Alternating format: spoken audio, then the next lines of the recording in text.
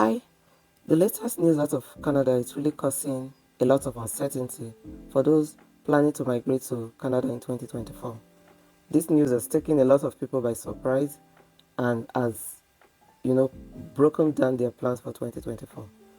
However, despite this challenge, let's focus on the positive aspects. Again, we don't want our best top academic institutions to be penalized. It's why we have exemptions for master's and PhD students, because those are the bright people that we need to retain. And now you will hear from some provinces quite clearly that there are some trade schools that they will want to exempt or give postgraduate work permits to, because that is where some of the needs are, whether it's in nursing or healthcare or in construction. But what I say to them is we'll work with them. International students are a valuable asset to this country. They are bright, young individuals that enrich our communities and bring significant social, cultural, and economic benefits. They deserve the best. They deserve world-class academic experiences that they sought out and hoped for. And Canada is renowned for that. Sadly, this has not always been the case. To be absolutely clear, these measures are not against individual international students. They are to ensure that as future students arrive in Canada, they receive the quality of education that they signed up for and the hope that they were provided in their home countries. It would be a disservice to welcome international students in Canada knowing not all of them are getting the resources they need to succeed in Canada, and having them return home disillusioned and disappointed in Canada's education system. Allowing bad actors to continue their operations would be a disservice to all the good institutions who pride themselves in providing a top-tier academic experience. Thank you.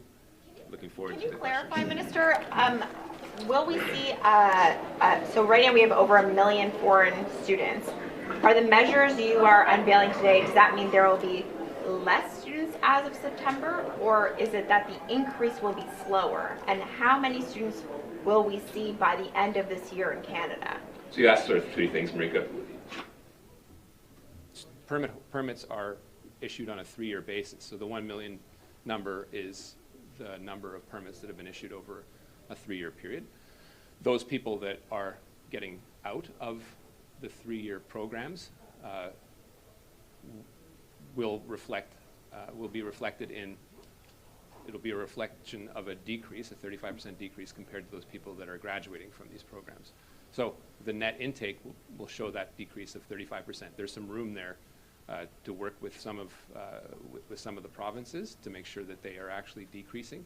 But what the cap actually does is twofold. It's a national cap, but it's spread out according by population by province. So some provinces will actually have some room to go up if they so choose, but the provinces that have been most heavily affected will have to decrease by about 50, and perhaps even more than 50% when it comes to new incoming people.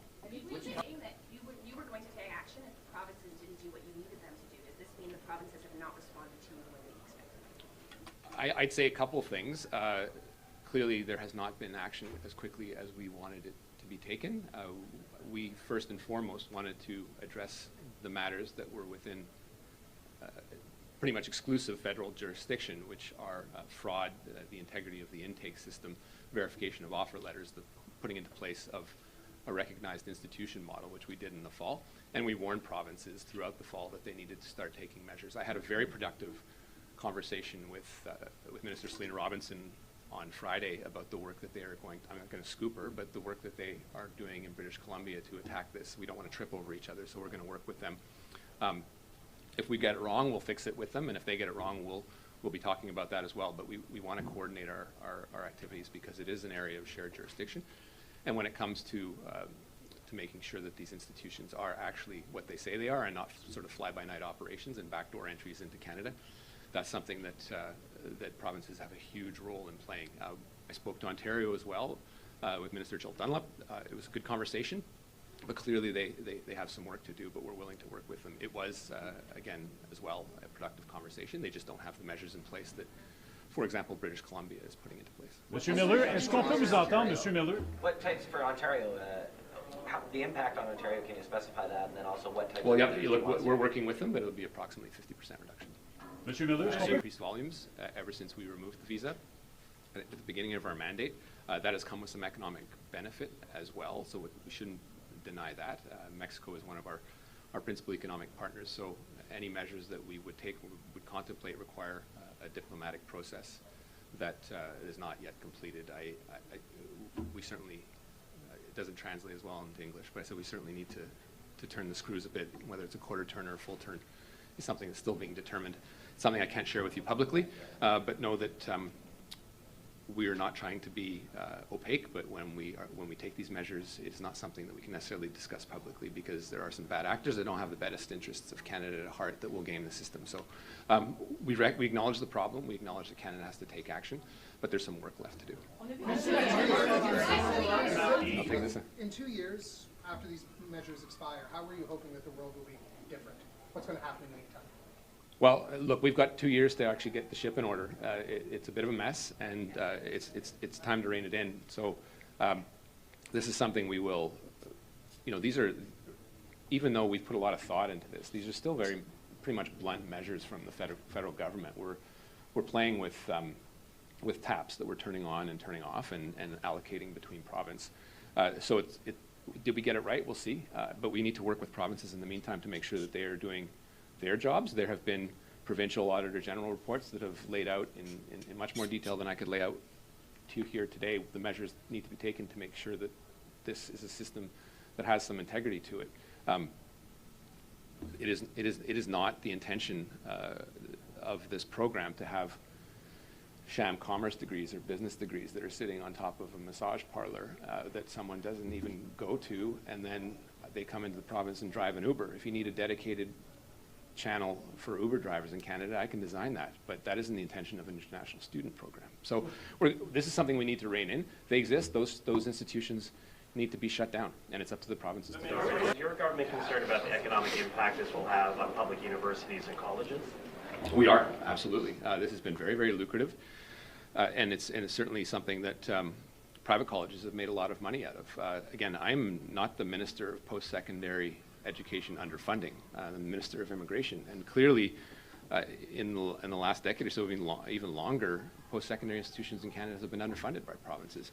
And these institutions are smart, and they've gone and they've seen that they can get tuition fees that are 4 or 5 times more than what my kids pay at McGill or Acadia, and they've made money off it. They haven't necessarily provided the student experience that was promised to these people that brought in. And there's been the path of least resistance as well. The source countries are not particularly diverse. We've been banking on looking at the global middle class, upper middle class, and people have made money off it. So it's a system that has some real integrity issues. It has ecosystem incentives and perverse incentives, and it's something that we need to address. And then there's clear instances of people that have been just making money hand over fist about this. But again, we don't want our best top academic institutions to be penalized. It's why we have exemptions for master's and PhD students, because those are the bright people that we need to retain. And now you will hear from some provinces quite clearly that there are some trade schools that they will want to exempt or give postgraduate work permits to, because that is where some of the needs are, whether it's in nursing or healthcare or in construction. But what I say to them is we'll work with them. The Toronto money, the money that the City of Toronto wants for asylum seekers, where are you guys on that? Is that going to happen? Oh, well, we're working. I've had some very productive conversations with Mayor Chow, and it's work that I think is going to continue. We actually have a very good working relationship with their teams, and we're always willing to do more. It's not something that I'm prepared to announce publicly today, but we know that the pressures on it that asylum seekers are creating, which is a joint jurisdiction, it's not sole jurisdiction of the federal government.